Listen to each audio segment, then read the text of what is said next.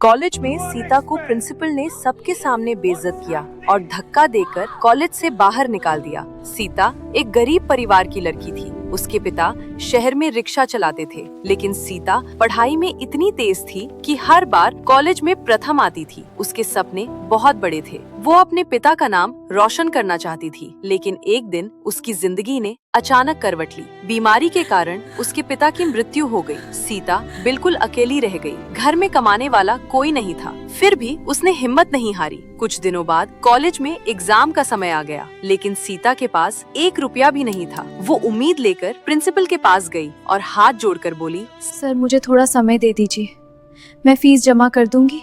लेकिन प्रिंसिपल को उस पर दया नहीं आई। उन्होंने सबके सामने उसे बेइज्जत करते हुए कहा, तुम जैसे गरीबों के लिए यहाँ कोई जगह नहीं है।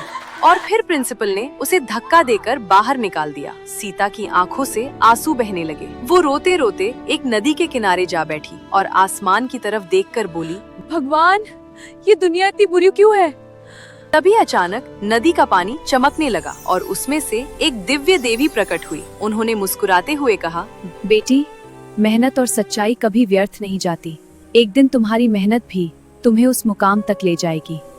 उस दिन के बाद सीता ने कभी हार नहीं मानी। वो दिन रात मेहनत करती और अपनी पढ़ाई भी जारी रखती। कभी भूखी सोती, लेकिन अपने सपनों को कभी नहीं छोड़ती। सालों की मेहनत के बाद सीता ने एक बड़ा एग्जाम क्लियर किया और धीरे धीरे वो एक बड़ी अधिकारी बन गई। कुछ साल बाद वही सीता उसी कॉलेज में वापस गई, जहां उसे कभी धक्का देकर निकाला गया था। आज वही प्रिंसिपल उसके सामने सिर झुकाकर खड़ा था। सीता ने मुस्कुराकर कहा, गरीबी किसी की पहचान नहीं होती, मेहनत इंसान को बड़ा बनाती है।